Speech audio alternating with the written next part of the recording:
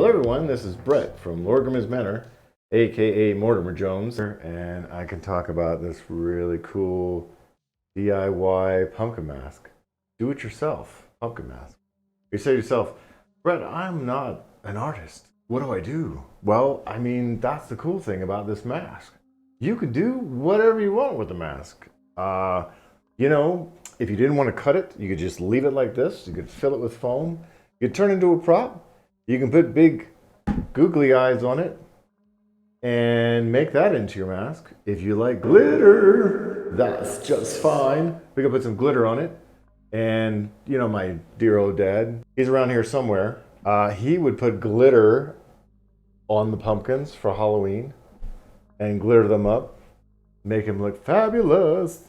So today, we're going to show you how you might want to take your pumpkin and make it really beautiful. So, let's get started. What do we need? Well, we need the pumpkin and this beautiful face, nice sharp scissors. And you can use whatever tools you'd like to cut the mask. We do, however, suggest that if you're a child watching this video right now, that you get a help from your parents or an adult to supervise the use of said scissors. So we suggest using a smaller pair of scissors, like these Fiskars, to get in there and get the details in the mask. Now there are other tools you might rather use, and you can use those if you'd like, but just always with caution. You want to definitely have maybe something like a Sharpie to draw the design on the face of the mask. One thing with the Sharpie is if you get this kind of Sharpie, the one that I like, it's permanent. So if you mess up, it's permanently going to be on your mask, because unless you're cutting around it, you're going to see it on the mask. So I suggest maybe like a washable marker, pencils, something of that sort, to make sure that if you make any mistakes that you can go back and remove them, change your design. So think about that before you start actually putting marks on the mask. And if you want to test it, always test on the back side of the mask where no one's going to see it, or at least fewer people are going to see the potential mistakes you may have made. I'm going to use a Sharpie. And the next thing I'm going to use is I'm going to grab a roll of tape. I'm just using some painter's tape today. I would not suggest tape that's used for packaging or packing. That packing tape's quite sticky, and we don't want any residue left on the mask.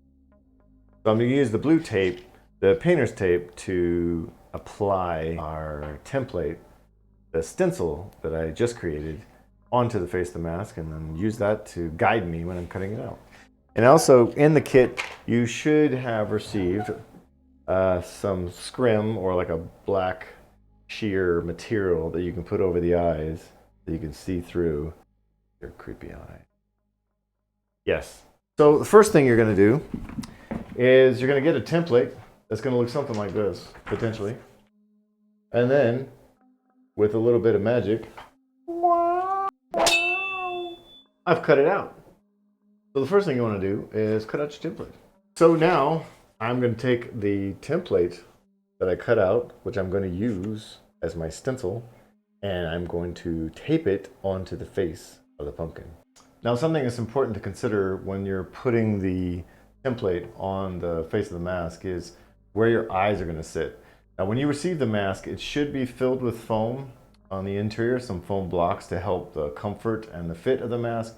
But you need to find out where your eyes are going to fall. That's the most important thing, where your eyes are going to fall for the mask to work properly. And the best way to do that would be to try on the mask. And I'm going to use some of this blue painter's tape that I have here on the table. And I'm going to use that to mark where my eyes sit.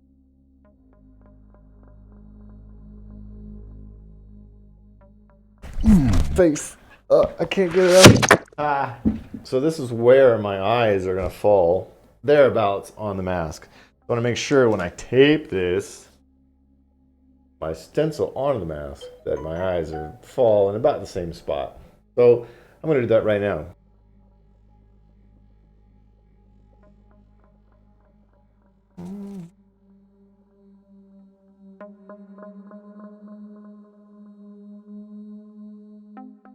So at this point, I've just tacked down the stencil to the face of the mask.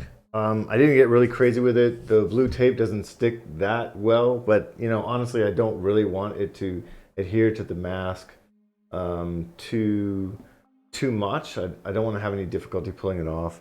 So I'm just going to go in and lightly, with my Sharpie, trace on the interior, get my shape, and get the shapes that I need to cut out, and then start working on that.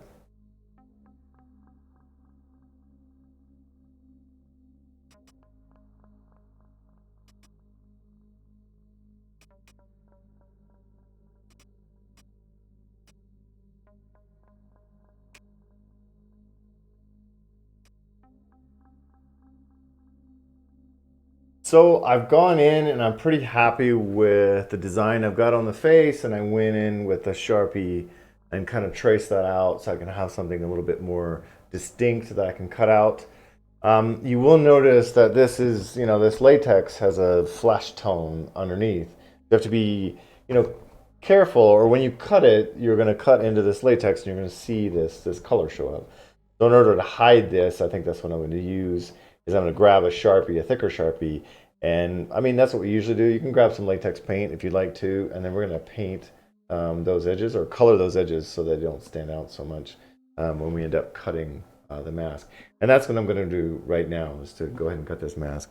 And remember, what I'm using is this brand, this Fiskars brand, small, almost like cuticle scissors. You could get cuticle scissors as well, and to cut the mask.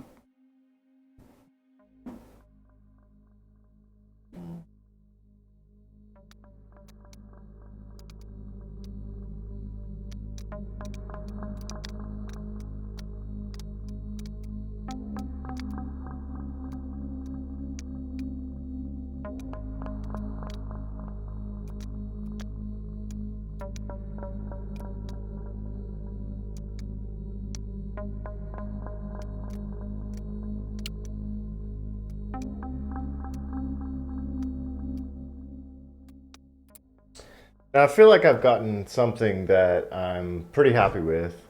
So, you know, when you're using the scissors, you're like, Brett, those scissors look like they're really difficult to use on the mask. You know, it depends. So the project is meant to grow with the artist, and if you find yourself having difficulty with the scissors, you know, maybe an X-Acto knife or a blade of some sort would be useful, but those are for artists and individuals that feel comfortable with those kinds of tools and have used them before. For me, the scissors are going to be the easiest starting point for someone who wants to cut the face out, and the detail on this is not too extreme, or not anything that would be too difficult for an individual to handle initially. So let's see what the fit is like, and that'll be our next step, just to make sure this thing that I cut out, the eye holes are in the right place and sort of fits correctly. Otherwise, I'd probably go in and put some foam on the interior for a better fit, but let's check it out.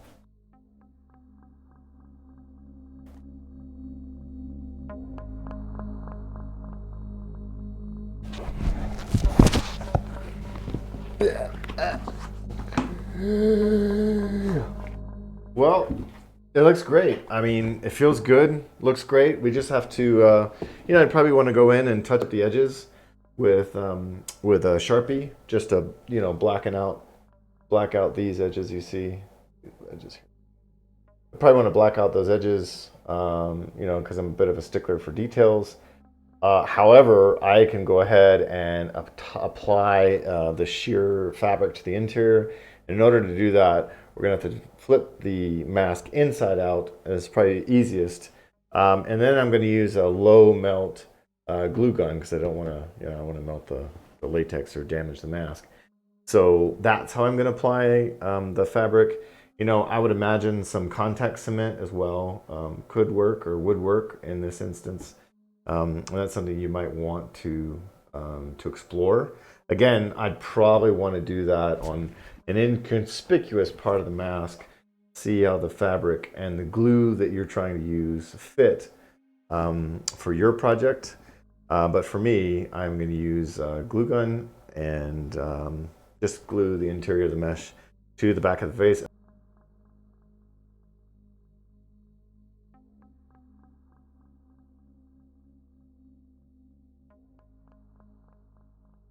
So what we're going to do now is apply the material, our sheer material, to the interior of the mask, so that covering up the eyes, nose, and the mouth. The first thing I'm going to do is I'm going to try to do all of those at the same time. I mean, it might be better if you cut out little swatches for the nose, eyes, and the mouth.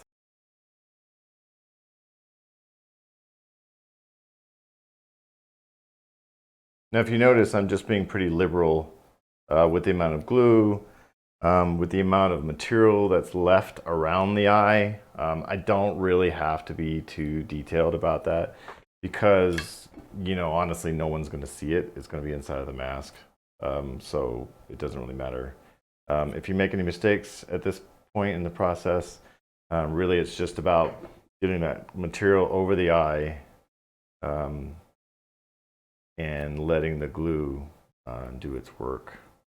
Dries really quickly. I'm kind of like giving a little dab, get the glue in those voids in the material, and then creating a little shape, going and cutting that off, cutting any excess off, so I can go ahead and apply this next eye shape. And again, if it's too big, it doesn't matter. I mean, I can go in here and, I mean, I guess I can come in here and trim it a little bit. But the excess is good because if I make a mistake cutting it, I won't have to go back and, you know, potentially run out of material. Not that I, again, really worried about that, but I like to be, I mean, honestly, I just like to be really messy with this stuff. So I don't really care too much what it looks like on the inside because no one's going to see it. I know, you like my singing. I do too. My wife, however. Coming in with the glue, going around the edges of the eye, bring in my material. Yeah, it's getting a little sticky on my fingers, but you know, doesn't hurt. Not hot, not that hot. Again, maybe getting the edges, being careful to get those edges that are not sticking all the way around. Again, I'm not too concerned because no one's going to see it, and this fabric's not going anywhere right now. So I'm pretty happy with that. I'm happy with the way it's lying down around the features that I created on the face.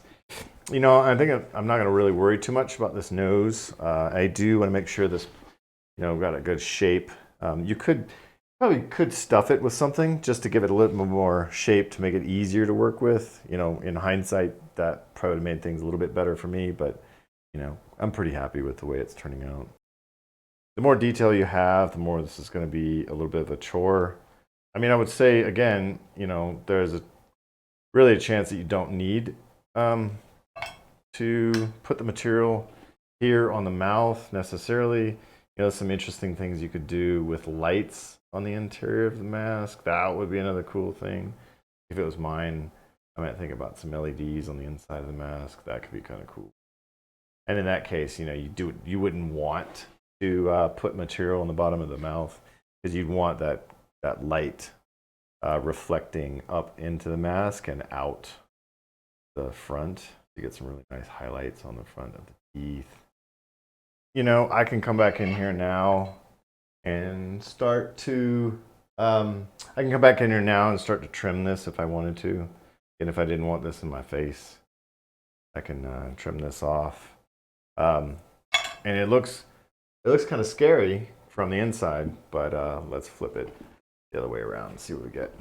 Okay, so this is the result of my cutting the mask design into the latex mask, putting the material on the back side using a glue gun, and then now I have a Sharpie, and there's these little noodly bits that I'm not as happy with, and that's just when you cut the latex. Of course, you get the color of the latex. There's no paint there. So where that's been removed, you know, I'm going to take this Sharpie and then go in and just do a little bit of detail work. And, you know, again, Whether or not this is another step that is necessary is really entirely up to you. But I think it looks much better. Again, if you were using paint, you could use some latex paint. That would be fine to darken these edges.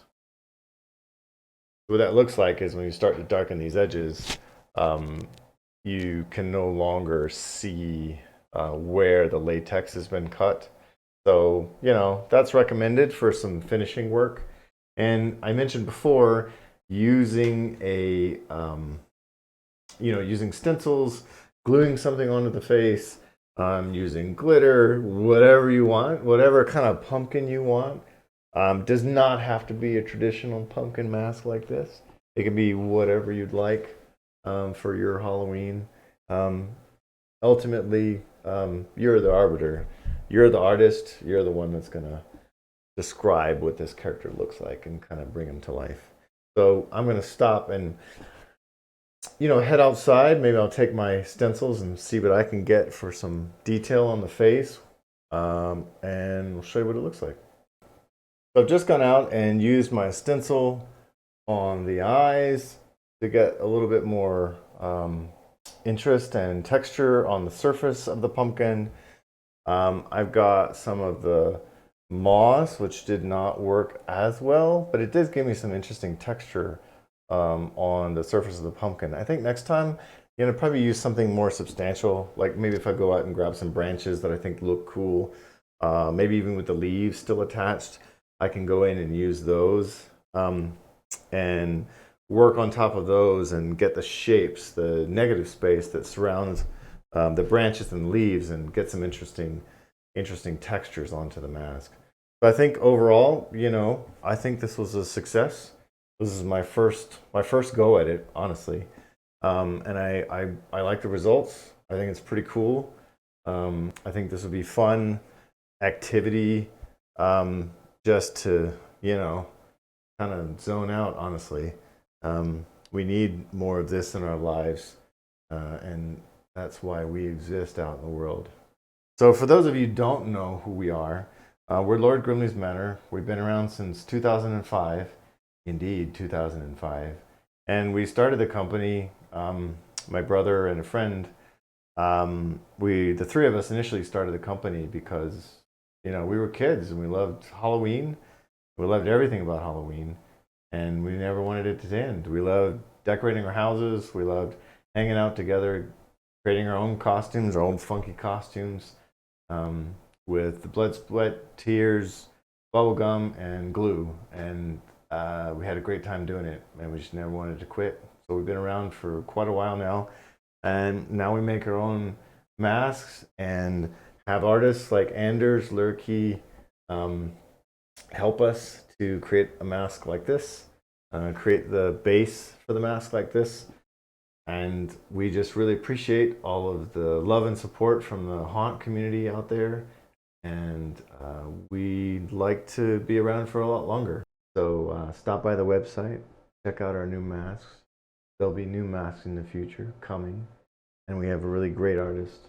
I think I mentioned Anders Lerche, who helped us to get these sort of birth these shapes into the world. And now we just want to see what you can do. Thank you so much. Have a great day, and we'll see you again in the future. Thanks.